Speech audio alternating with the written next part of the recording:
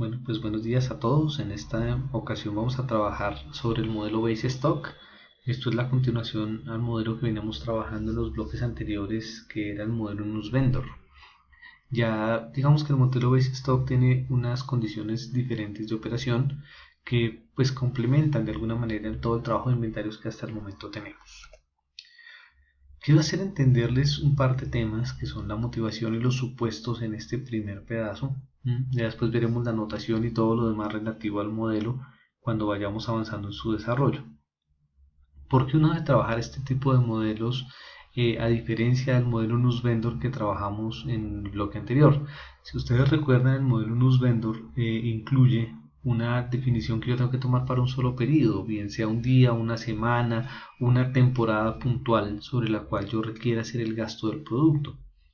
En este caso, el modelo Base Stock es ya un modelo más orientado a una cantidad permanente de inventario que se irá agotando y deberá ser reaprovisionada a medida pues, que se vayan dando los requerimientos por parte de los clientes del modelo que nosotros tengamos.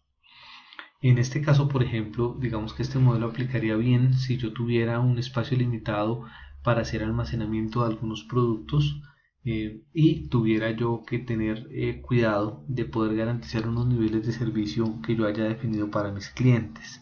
Y en este caso, lo que yo tengo que hacer es que a medida que a nosotros nos vayan haciendo las compras o que nosotros vayamos haciendo ventas, yo debo poner órdenes de compra de reaprovisionamiento a mis proveedores. Entonces no cuento con un espacio ilimitado y en ese sentido lo que yo deseo determinar es cuál es esa cantidad básica de productos que yo debo mantener para cada referencia de producto que yo esté estudiando, de manera que se dé el nivel de servicio que yo estoy buscando proveer. Y en ese sentido, nosotros también trabajamos con una demanda probabilística, como fue el caso del modelo anterior que nosotros hicimos para efectos de los cálculos que obtuvimos. En este caso nosotros vamos a trabajar en el ejemplo que daremos más adelante una demanda probabilística basada en curvas de probabilidad discretas. Para hacer un poco el trabajo diferente, digamos, lo haremos a través de sumatorias como corresponde hacerlo para este tipo de curvas y daremos una visión complementaria al tema de integrales que ya algunos de ustedes han venido manejando de tiempo atrás y también con los modelos o con el modelo anterior que trabajamos. ¿Cuáles son los supuestos que existen detrás de este modelo? Básicamente son 5 supuestos. El primero de ellos indica que los productos se pueden analizar individualmente. Recordemos que como se vio en el modelo de inventarios anterior que analizamos, este análisis individual significa que los productos es como si se produjeran en plantas de producción diferentes, es decir, no comparten recursos de ningún tipo ni de planeación ni de operación y es como si cada producto se comportara de manera completamente individual. El segundo supuesto importante es que la demanda es unitaria, es decir, que a medida que los clientes van llegando, compran unidad por unidad. No existirán clientes que compren lotes de 15 o 20 unidades de una sola compra, sino las demandas se harán de manera unitaria. El tercer supuesto del modelo es la existencia de backorders. Un backorder es como una interpretación simple de una venta pendiente de entrega. Entonces llegó el consumidor a comprar el producto, en ese momento yo no lo tenía dentro de mi inventario, pero aún así la venta se realiza. Una vez realizada esa venta, simplemente lo que yo tengo al haber agotado ese inventario es un compromiso de cubrir esa unidad faltante en la próxima llegada de inventario que hagan o la próxima entrega de inventario que hagan mis proveedores. Cuando así se haya hecho, pues yo inmediatamente a mi cliente, que ya le he hecho la venta y eventualmente le he hecho los cobros y demás, pues tendré que responderle con la unidad pendiente por la venta que no le pude atender del inventario. El cuarto supuesto es que existen tiempos fijos y conocidos de reaprovisionamiento. Esto significa que si un proveedor me dice que me entrega a los 3 días o a 3 periodos, cualquiera sea esta la unidad que estemos trabajando, pueden ser semanas, meses, es decir, en 3 periodos los que se definan, ese tiempo siempre va a ser fijo y siempre nosotros tendremos conocimiento de él. No es que en algún momento el proveedor me despacha en 3 días, en otro me despacha en 4 días, sino los tiempos de reaprovisionamiento siempre son constantes. Y por último, de los supuestos de este modelo es que el reaprovisionamiento se hace de manera unitaria. Esto hace entonces que a medida que vaya yo realizando las ventas, que también son ventas unitarias, inmediatamente pongo las órdenes de compra de reaprovisionamiento a mis proveedores con el objetivo de que al final el inventario siempre pues esté balanceado. Digamos que yo hago una venta, hago una compra, hago una venta, hago una compra. En algunas ocasiones las ventas las podré entregar directamente del inventario. En algunos otros casos pues las ventas quedarán simplemente fijadas como una orden o una venta pendiente de entrega hacia mis clientes, pero pues igual la venta la desarrollo y cada vez que hago una venta pues emito una orden de reaprovisionamiento a mi proveedor. Entonces, ¿cuál es la notación que tiene este modelo? Básicamente, la notación está orientada en estas dos columnas grandes que tenemos acá. Lo primero es L, se entiende como el lead time, es decir, es ese tiempo que permanece desde que yo hago la orden a mi proveedor hasta que el proveedor está en capacidad de atenderme. Ese lead time en consecuencia es una medida de tiempo, es una medida en días o en semanas o en meses acorde con los periodos de tiempo que yo esté manejando. En segundo lugar, nosotros tenemos X mayúscula, que es la demanda en unidades durante ese tiempo de reaprovisionamiento. Es decir, no es la demanda en unidades al mes, sino cuántas unidades se me consumen mientras tanto que pasa el tiempo de reaprovisionamiento por parte de mi proveedor. Así que en un caso puntual, si yo tuviera un producto que tiene 120 unidades de demanda mensual y el tiempo de reaprovisionamiento son 3 días, digamos, entonces estamos hablando que ese producto apenas nos va a consumir la décima parte de esa demanda, que es la proporción de los 3 días sobre los 30 días, es decir que la demanda durante el tiempo de reaprovisionamiento son 12 unidades en promedio, digamos, si estamos hablando de promedios de unidades consumidas. En este caso hay que entender una cosa que es muy importante, y es que esta es una variable aleatoria, es decir, el cálculo que acabamos de hacer simplemente es un cálculo sobre promedio, pero la demanda se comporta como una variable aleatoria, que como lo dijimos hace un momento, en este caso la vamos a trabajar con una probabilidad discreta. P de x minúscula, que es la probabilidad de que x, que es la variable aleatoria, adquiera un valor igual a x. Es una probabilidad puntual, la probabilidad que la demanda iguale 8 unidades. Esto podrá ser un 8%, un 5%, un 3%, un valor puntual acorde con la curva de probabilidad. G de x es la probabilidad de que la demanda durante el tiempo de reaprovisionamiento tenga un valor menor o igual a un valor puntual x. Entonces, por ejemplo, que la probabilidad sea menor o igual a 5, que la probabilidad sea menor o igual a 10. Entonces ahí estamos sumando probabilidades puntuales hasta acumular una probabilidad global. Teta, que es el valor esperado de la demanda durante el tiempo de reaprovisionamiento, es un promedio. Digamos, el valor esperado se entiende como el promedio de esa variable aleatoria. Entonces promediaremos los valores considerando pues la correspondiente curva de probabilidad. ¿Listo? Entonces veremos cuál es el que porcentualmente pesa más y bueno, hacemos un promedio ponderado. Sigma es la desviación estándar también de la demanda durante el tiempo de reaprovisionamiento. Entonces recordemos que todos estos valores son calculados sobre la demanda durante el tiempo de reaprovisionamiento. H es el costo de mantener inventario.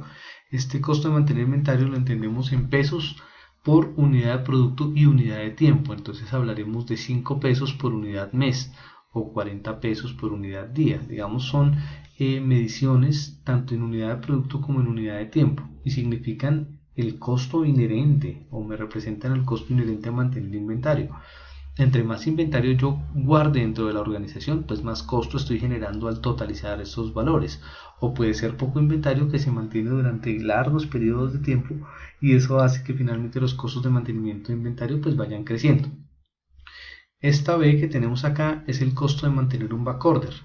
Recordemos que ese backorder o esa venta pendiente de entrega es lo que ya vendí pero no he entregado.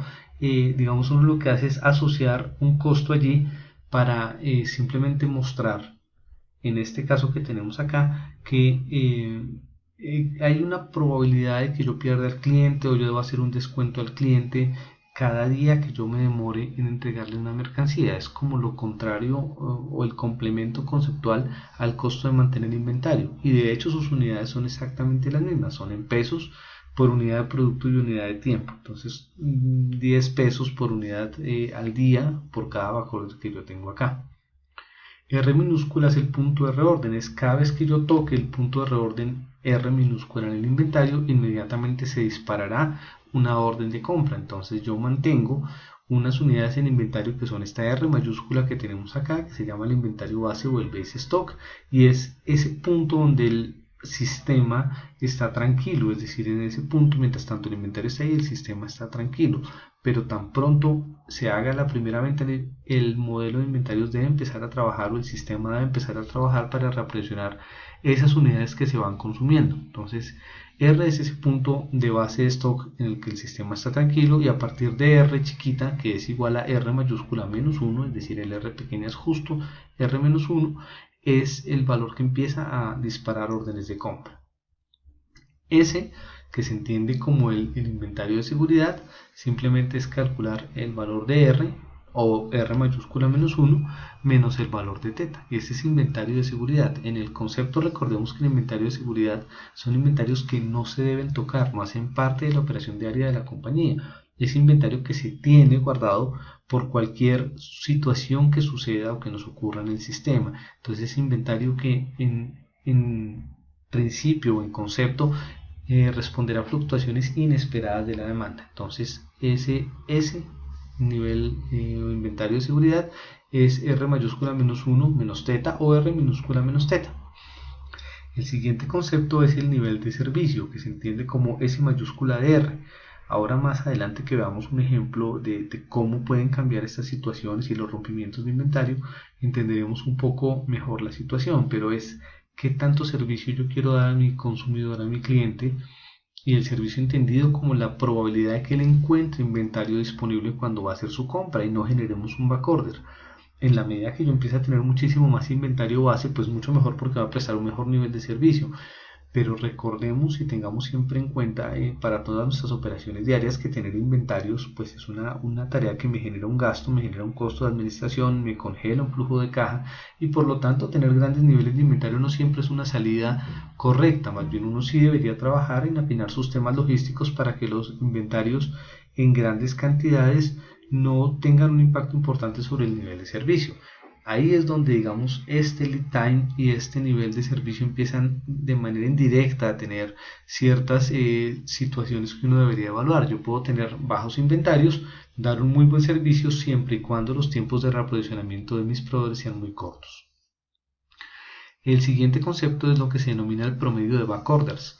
Ese promedio de backorders significa, pues como su nombre indica, cuántas unidades en promedio yo voy a vender sin tenerlas disponibles en el inventario. Así las cosas, entonces yo puedo planear un sistema, decir, bueno, máximo 5 clientes van a recibir productos tardíamente, máximo en promedio 10 clientes van a recibir promedio tardíamente. En la medida que yo permita que ese promedio de backorders es mayor, significa de manera indirecta que yo estoy prestando un peor nivel de servicio. Entonces esos dos indicadores, nivel de servicio y promedio de backorders, van en dirección contraria. Yo mejoro el servicio, el promedio de backorders se me baja, yo mejoro el promedio de backorders, sube el nivel de servicio. Entonces digamos que van en dos situaciones complementarias. Y por último, pues tengo un indicador de IDR, que es el promedio de inventario a mano. En la medida que yo tenga mayores niveles de base de stock o de base stock, el tema es que va a tener un promedio de inventario inventario disponible mucho mayor. ¿Sí? Ahí nosotros tenemos que empezar a validar la manera como queremos ver nuestro sistema, cómo queremos dar un nivel de servicio. Ahí uno puede empezar a hacer unos análisis cruzados muy interesantes de saber si para mantener esos niveles de servicio, requiriéndose determinado número de unidades, yo tengo el espacio para proveer eso. Y bueno, viene una cantidad de análisis también que yo puedo hacer sobre los paretos de ventas, sobre los puntos de reorden, pues para saber si quedan ya muy altos o muy bajos en relación con lo que pretendemos nosotros como sistema de operación diaria. Acá en esta siguiente diapositiva simplemente hice como una lámina en la que yo quiero que se lleven esos conceptos como muy claros en la cabeza, porque ahora en el momento que estemos trabajando en Excel y revisando un poco el comportamiento de las gráficas, vamos a empezar a ver cómo cada una de estas cosas que tenemos acá empieza a guardar, digamos, una consecuencia interesante sobre lo que nosotros vamos a empezar a revisar en el sistema: los inventarios, los backorders, los pedidos por llegar, aquellas órdenes que yo ya emití, órdenes de compra pero que no han llegado a mi organización, la posición de inventario y bueno, y los niveles que ya estuvimos hablando, los niveles promedio de servicio y todo lo demás recogido sobre nuestra anotación. En el siguiente bloque entonces veremos un poco cómo se comporta esto.